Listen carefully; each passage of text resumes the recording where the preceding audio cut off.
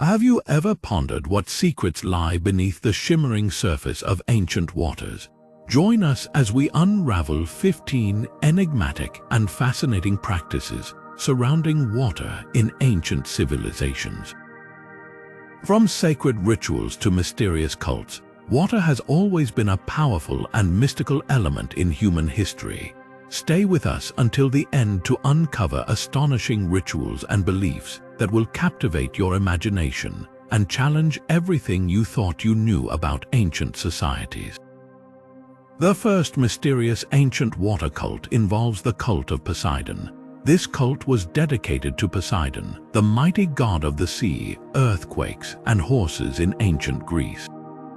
Followers believed that Poseidon controlled the waters that surrounded their lands, essential for their survival and prosperity. Rituals and offerings to Poseidon were elaborate and often took place in sacred locations near the ocean or large bodies of water. Devotees would offer sacrifices, which typically included bulls, horses, and other valuable animals, to appease him and ensure safe sea voyages, bountiful catches, and protection from natural disasters.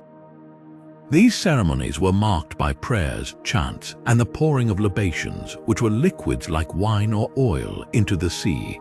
Festivals such as the Poseidonia were celebrated with athletic contests and boat races, symbolizing the god's dominion over both land and water. Through these reverent and spectacular rituals, the ancient Greeks sought to gain Poseidon's favor, demonstrating their deep respect and fear for the unpredictable and powerful deity of the sea. The second mysterious ancient water cult involves the Nile cult of Hapi. This cult was central to ancient Egyptian society, venerating Hapi, the god of the annual flooding of the Nile River. Egyptians believed that Hapi's benevolence ensured the fertility of their lands, which was crucial for agriculture and sustaining their civilization. Rituals and celebrations dedicated to Hapi were elaborate and deeply woven into the daily lives of the people. These rituals often involved offerings of food, flowers, and precious goods, which were cast into the Nile as a gesture of gratitude and to secure continued blessings. Priests conducted ceremonies along the riverbanks, chanting hymns and prayers to honor Hapi and invoke his protection. One of the most significant festivals was the Feast of the Nile, celebrated with music, dancing, and communal feasting to mark the annual inundation that brought life-sustaining waters to the parched lands. Temples dedicated to Hapi, such as those in Aswan and near modern Luxor, served as focal points for worship and acts of devotion. Through these intricate and joyous rituals, the ancient Egyptians expressed their profound reverence for the Nile, recognizing it as a divine and life-giving force that was intricately linked to Hapi's favor. The third mysterious ancient water cult involves the Mayan cenote rituals. Deep within the lush jungles of the Yucatan Peninsula, the Maya civilization revered cenotes, naturally occurring sinkholes filled with crystal-clear water, as sacred portals to the underworld. These mystical cenotes were integral to both their spiritual beliefs and daily sustenance. The Maya believed that cenotes were the dwelling places of the rain god Chok and various other deities. To gain their favor, elaborate sacrificial ceremonies were conducted at these sites. Offerings included precious objects like jade, gold, and pottery, as well as human sacrifices. Victims, often young and pure, were chosen for their perceived ability to communicate with the gods. During these intense rituals, priests adorned in intricate feathered costumes would lead processions to the edge of the cenote, chanting prayers and performing dances to invoke the deity's blessings. As the climax of the ceremony approached, the chosen sacrifices were cast into the waters, believed to carry messages and offerings directly to the gods below. These rituals were not only acts of devotion but also pleas for rain, fertility, and protection from natural disasters. By performing these sacred rites, the Maya sought to maintain a harmonious balance between their world and the divine, ensuring the continued prosperity and well-being of their civilization. The fourth mysterious ancient water cult involves the Roman nymph worship. In ancient Roman culture, the veneration of water nymphs, known as nymphs, was a widespread and deeply ingrained practice. These nymphs were believed to be divine spirits of natural water sources such as springs, rivers, lakes, and wells. They were considered protectors of these waters, which were essential for both daily life and rituals. Worship of these nymphs often took place at natural water sites, which were seen as sacred spaces. Romans would build small shrines or nymphaea near these water sources where offerings and prayers were made. These offerings typically included flowers, fruits, wine, and small crafted objects to honor the nymphs and seek their blessings. The nymphaea not only served religious purposes, but also became social hubs where communities would gather for worship and festivals. One of the most prominent festivals was the Fontinalia, held in honor of Fontus, the god of springs and wells, during which people adorned fountains and wells with garlands and flowers. The veneration of water nymphs profoundly impacted Roman society, influencing their architecture, daily activities, and even the way cities were planned to ensure access to fresh, sacred water. This reverence for water sources reflected the Romans' deep appreciation for the life-sustaining and purifying qualities of water, seeing it as a divine gift that needed to be protected and celebrated. Through these practices, the Romans demonstrated their respect and gratitude towards the water nymphs, acknowledging their vital role in sustaining both their spiritual and physical well-being. The fifth mysterious ancient water cult involves the Indus Valley's Great Bath rituals. The Indus Valley civilization, thriving around 2500 BC, left behind a remarkable urban center known as Mohenjo-Daro. At the heart of this ancient city lies the Great Bath, a massive, meticulously constructed water tank made of baked bricks and lined with bitumen. This structure is one of the earliest known public water tanks in history, and its purpose is still a subject of great intrigue among scholars. The Great Bath, measuring approximately 12 by 7 meters with a depth of about 2.4 meters, was likely used for ritualistic and ceremonial purposes. The presence of steps leading into the water from both ends and a series of adjacent rooms suggest that it played a significant role in the spiritual and communal life of the Indus people.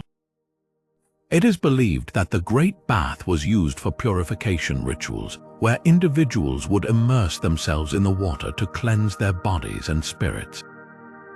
Such rituals were possibly related to religious ceremonies, rites of passage, or social gatherings.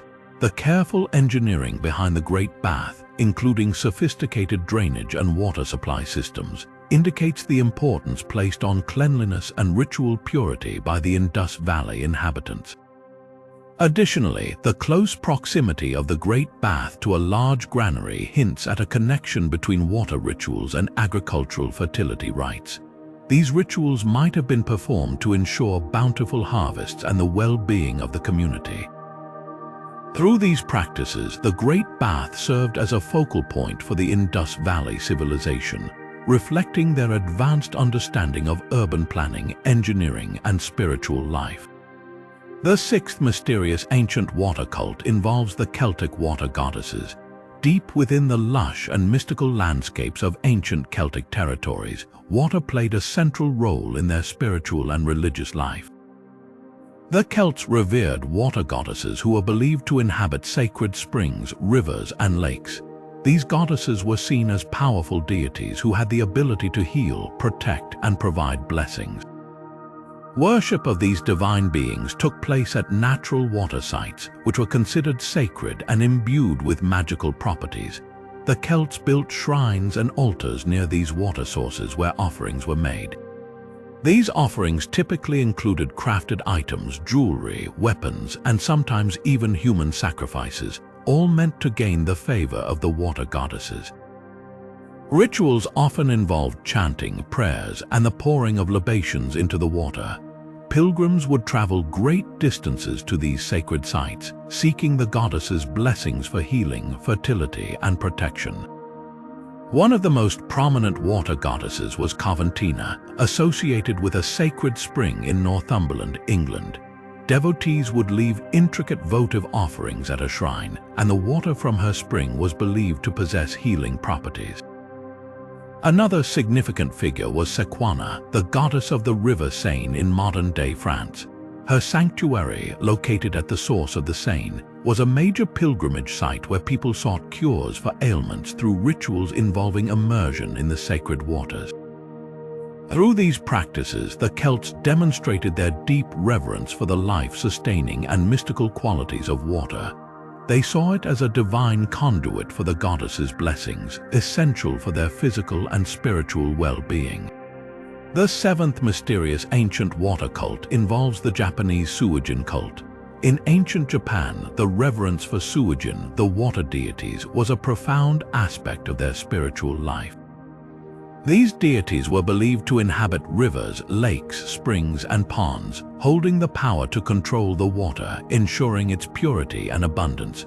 The Sewagen cult was deeply interwoven with agricultural practices, as water was essential for rice cultivation, the staple of Japanese diet and culture.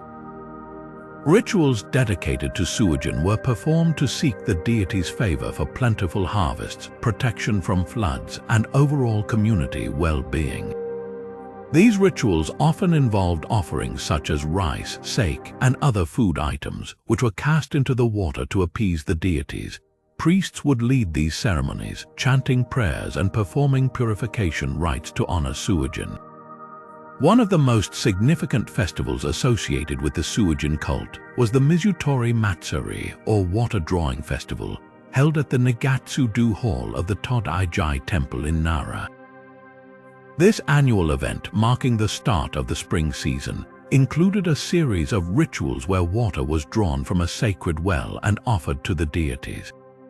The water was believed to possess purifying properties, and participants would sprinkle it over themselves and their homes to ensure a year of good fortune and health. Another notable practice was the construction of Sewagen shrines near water bodies, where people would gather to pray and make offerings. These shrines became focal points for community gatherings, fostering a sense of unity and shared reverence for the vital resource of water. Through these practices, the Japanese people expressed their deep respect and gratitude towards Sewagen, acknowledging the essential role of water in sustaining life and prosperity. The Sewagen cult highlights the intrinsic connection between natural elements and spiritual beliefs in Japanese culture, reflecting their harmonious relationship with the environment. The eighth mysterious ancient water cult involves the Mesopotamian Apsu worship. In the rich tapestry of Mesopotamian mythology, Apsu is revered as the primordial deity of fresh water and the cosmic ocean beneath the earth. The worship of Apsu was central to the Mesopotamians' understanding of creation and the natural world. They believed that Apsu, along with his consort Tiamat, the saltwater goddess, gave birth to the younger gods, forming the foundation of the universe. This belief in Apsu's fundamental role in creation imbued water with a sacred significance, as it was seen as the source of all life and order. Rituals dedicated to Apsu were elaborate and deeply symbolic, often conducted near freshwater sources like rivers or underground springs, which were considered extensions of Apsu's divine realm. Priests would lead these ceremonies, offering prayers and chants to invoke Apsu's blessings for fertility, prosperity, and protection. These rituals included the use of ceremonial bowls and cups to pour libations of water onto altars or directly into the rivers, symbolizing a return of the life-giving essence to its divine origin. One particularly significant practice involved the construction of ziggurats near bodies of water, serving as both temples and observatories. The Temple of Inki at Eridu, one of the oldest and most significant religious centers, was dedicated to Inki, the god of wisdom and water, who was closely associated with Apsu. Here, intricate rituals were performed to honor the primordial waters and seek guidance and blessings from the divine. Festivals celebrating Apsu included processions, music, and communal feasting, emphasizing the community's collective reverence for water as a sacred gift. Through these deeply intertwined mythologies and rituals, The Mesopotamians expressed their profound respect and gratitude towards Apsu, the primordial source of life and sustenance. The ninth mysterious ancient water cult involves the Polynesian Tangaroa worship. Tangaroa, regarded as one of the supreme deities in Polynesian mythology, is revered as the god of the sea and the creator of all marine life. The Polynesian people, who are renowned for their seafaring skills, held Tangaroa in high esteem, believing that he governed the vast oceans that were integral to their existence. Ceremonies dedicated to Tangaroa were deeply rooted in the Polynesians' cultural and spiritual life.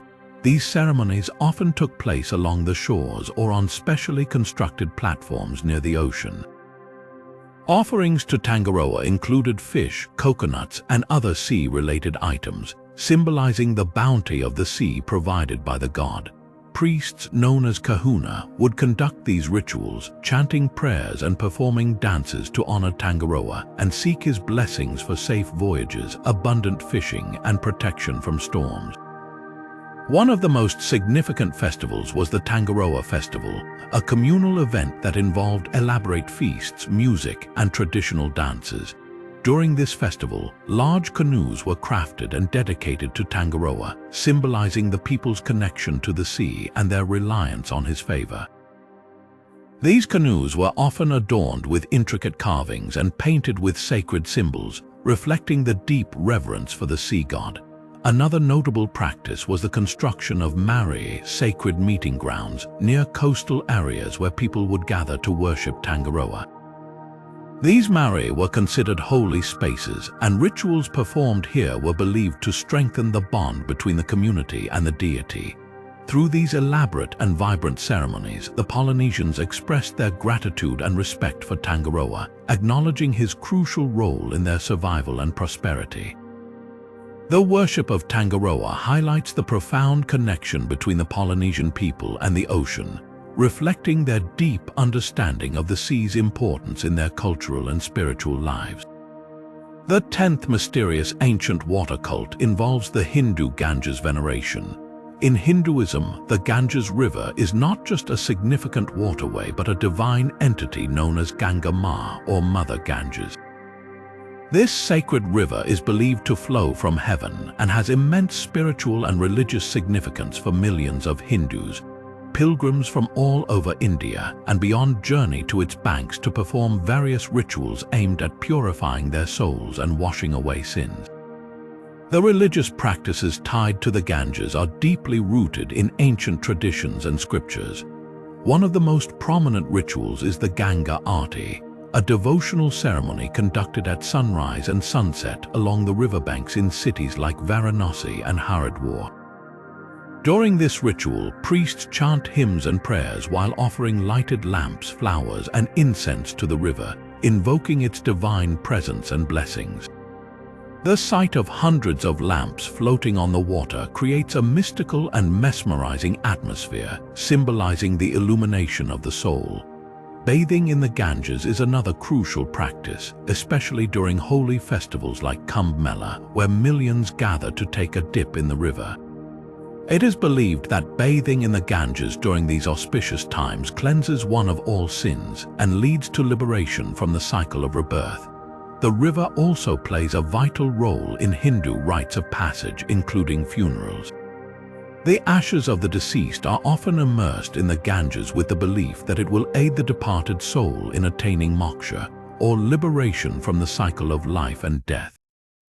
Many Hindus also collect water from the Ganges, known as Gangajal, to keep in their homes for use in various religious ceremonies.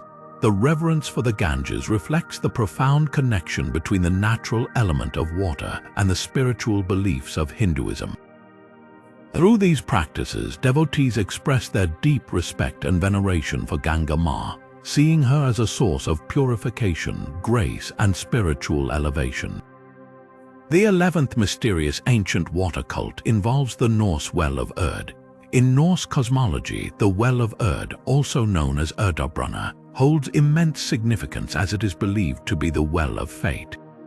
Located beneath the roots of Yggdrasil, the great world tree that connects the 9 realms, Urdabrunna is guarded by the 3 Norns, Urd, Verdandi, and Skuld, who are the goddesses of fate. These powerful beings draw water from the well to nourish Yggdrasil, ensuring its health and vitality. The water from Urdabrunna is sacred and is thought to hold the essence of life and destiny. Rituals associated with the Well of Urd are steeped in mystery and profound reverence. The ancient Norse believed that the well contained the secrets of the past, present, and future, and thus, ceremonies at the well were aimed at seeking wisdom and understanding one's fate. Offerings such as mead, honey, and precious items were made to the well and the Norns to gain their favor and guidance. These offerings were intended to appease the goddesses and ensure the continued prosperity and protection of their communities. One notable ritual involved the carving of runes onto wooden sticks or stones, which would then be cast into the well. This practice was believed to invoke the power of the Norns to reveal insights about personal destiny or to seek their intervention in significant matters. The well also played a critical role during Althing, the Great Assembly, where leaders and chieftains would gather to make important decisions. Before deliberations, rituals at the Well of Urd were performed to seek clarity and divine guidance for just and wise rulings.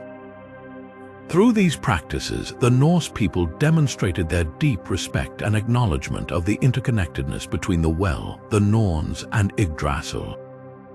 The Well of Urd symbolized the inescapable nature of fate and the importance of divine influence in the workings of the universe. By honoring this mystical well and the goddesses who guarded it, the Norse sought to align themselves with the cosmic order, ensuring harmony and insight into their lives and the world around them. The 12th mysterious ancient water cult involves the African Lake Victoria spirits. In the regions surrounding Lake Victoria, the largest lake in Africa, indigenous tribes held profound beliefs in the spirits that resided in its waters. These spirits were considered guardians of the lake, wielding control over its bounty and the well-being of the people. The tribes believed that the spirits of Lake Victoria had the power to influence fishing success, weather patterns, and the health of the community. To honor these spirits and seek their favor, the local tribes performed various ceremonies and rituals that were an integral part of their cultural and spiritual practices. One of the central ceremonies was the offering of the first catch of the fishing season. Fishermen would present the best portion of their initial haul to the lake as a gesture of gratitude and to ensure continued abundance. This ritual was accompanied by chants and prayers, invoking the spirits' blessings for safety and prosperity. Another significant ritual involved the use of traditional healers or shamans, who would perform dances and incantations at the water's edge to communicate with the spirits. These ceremonies were often called upon in times of need, such as during droughts or when the fish population was dwindling. The healers would offer symbolic items like grains, livestock, and crafted artifacts to appease the spirits and request their intervention. Festivals were also held to celebrate the lake spirits, marked by communal feasts, music, and storytelling. During these festivals, the community would gather to recount tales of the spirits' benevolence and their ancestors' interactions with these powerful entities. The rituals and festivities served to reinforce the bond between the people and the lake, fostering a sense of unity and respect for the natural world. Through these practices, the tribes around Lake Victoria expressed their deep reverence for the water spirits, recognizing them as essential protectors and providers. The worship of Lake Victoria's spirits highlights the intricate relationship between the indigenous people and the natural environment, reflecting their profound understanding of the interconnectedness of life and the reliance on the lake for their sustenance and survival. The 13th mysterious ancient water cult involves the Greek Thalassocracy. The Minoan civilization, flourishing on the island of Crete from around 2000 to 1450 BC, was renowned for its formidable naval power and profound maritime culture. Thalassocracy, meaning rule by the sea, aptly describes the Minoans, who built a powerful society deeply connected to the ocean. the Minoans believed the sea was a divine force that provided protection, sustenance, and prosperity. They conducted elaborate sea rituals to honor and appease the gods, particularly the god of the sea, Poseidon. These rituals often took place in sacred coastal locations or aboard their intricately decorated ships.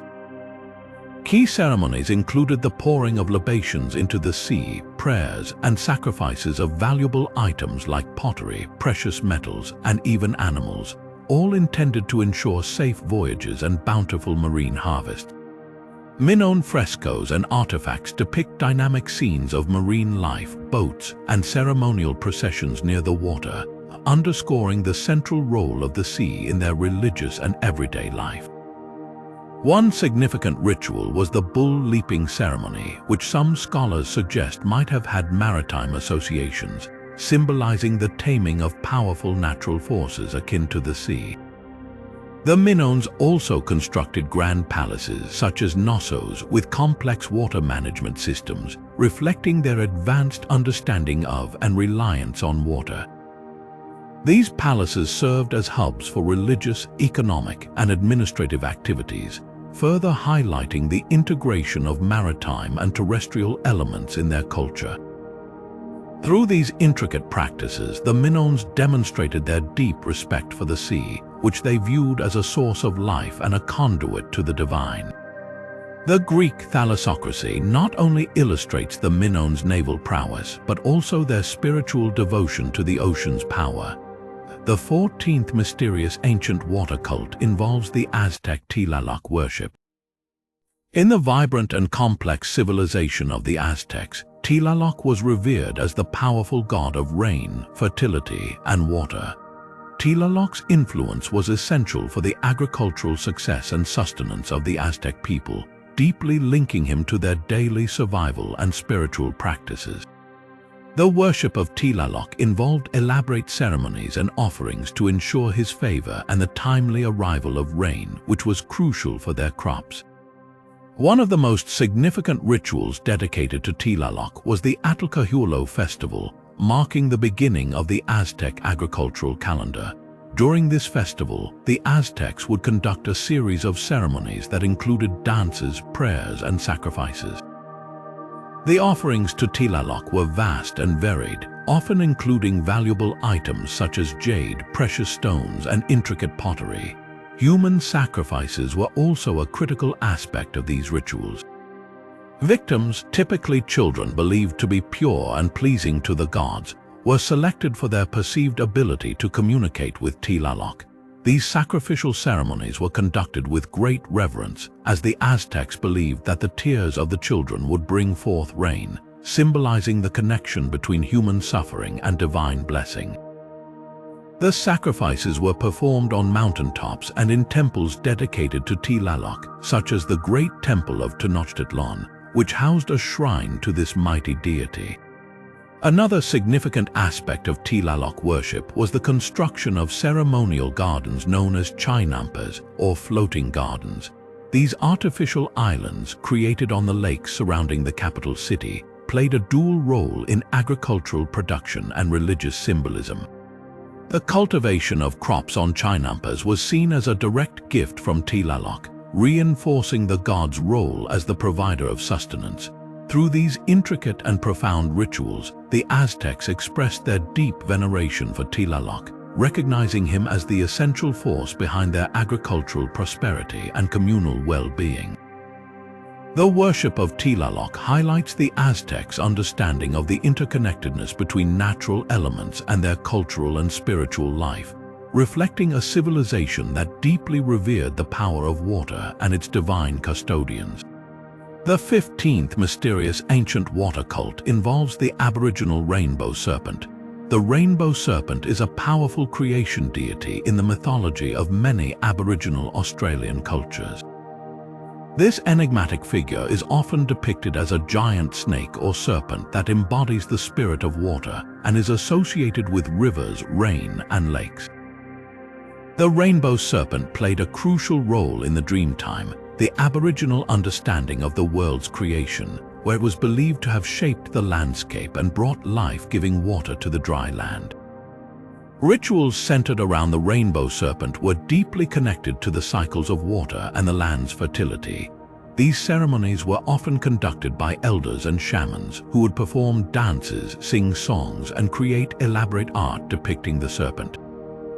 One of the most significant rituals involved the creation of sand paintings that represented the serpent's journey across the land. These artworks were seen as a way to invoke the serpent's presence and favor, ensuring the community's well-being and the environment's fertility. During these ceremonies, participants would chant stories of the rainbow serpent's deeds, calling upon its power to bring rain and sustain their water sources. Offerings such as food, shells, and ochre were made to bodies of water considered sacred to the serpent. These offerings were believed to appease the rainbow serpent, preventing floods and droughts and maintaining harmony in the natural world. The rainbow serpent's significance extended beyond rituals into the social and moral realms, where it was seen as a guardian figure that demanded respect for the laws of nature and the community. Through these profound and intricate practices, the Aboriginal people expressed their reverence for the rainbow serpent, acknowledging its essential role in creation and the sustenance of life. This worship highlights the deep spiritual connection between the Aboriginal Australians and the natural elements, emphasizing the importance of water as a divine and life-sustaining force in their culture. The rainbow serpent cult underscores the Aboriginal understanding of the interconnectedness of all life and the powerful symbolism of water in their spiritual and everyday existence. The 16th mysterious ancient water cult involves the Persian Anahita. In ancient Persia, Anahita was revered as the powerful goddess of waters, fertility, healing, and wisdom. Her veneration can be traced back to the Achaemenid Empire, where she was one of the most prominent deities. Anahita was believed to preside over all forms of water, from rivers and lakes to the nourishing rain that sustained the land. This divine connection to fertility and abundance made her an essential figure in Persian spirituality. Rituals dedicated to Anahita were elaborate and often took place at sacred water sources such as rivers, springs, and specially constructed temples. Devotees would offer sacrifices like livestock, precious metals, and crafted items, seeking her favor for fertility, prosperity, and protection. The Temple of Anahita at Tangaroa, one of the most magnificent shrines, stood as a testament to her widespread worship. This grand temple featured intricate carvings and water channels, symbolizing her dominion over the life-giving element. One of the most significant festivals was the Sewagen, dedicated to the worship of Anahita. During this festival, people would gather at water sites to perform purification rituals, offer prayers, and sing hymns praising the goddess. The ceremonies often included the pouring of libations and the sprinkling of holy water, believed to bestow blessings upon the participants. These rituals emphasized the importance of water in sustaining life and the divine role of Anahita in ensuring its purity and abundance. Anahita also played a significant role in Zoroastrian rituals, where water was considered a sacred element. Priests would invoke her blessings to purify the water used in religious ceremonies, ensuring its sanctity. Through these practices, the ancient Persians expressed their deep reverence for Anahita, recognizing her as a vital force in their spiritual and daily lives. The worship of Anahita highlights the profound respect for water in Persian culture and the acknowledgement of its essential role in nurturing both the land and the people. Through these intricate and meaningful rituals, the Persians sought to maintain a harmonious relationship with the natural world, guided by the benevolent power of Anahita. From Greece to Mesoamerica, the reverence of water has shaped cultures and belief systems across the ancient world. From sacred rituals dedicated to deities like Poseidon and Hapi to the spiritual significance of the rainbow serpent and Tangaroa, water has been seen as a divine force central to survival and prosperity. These ancient practices reveal how deeply intertwined water was with the spiritual and daily lives of civilizations, reflecting their profound respect for this essential element.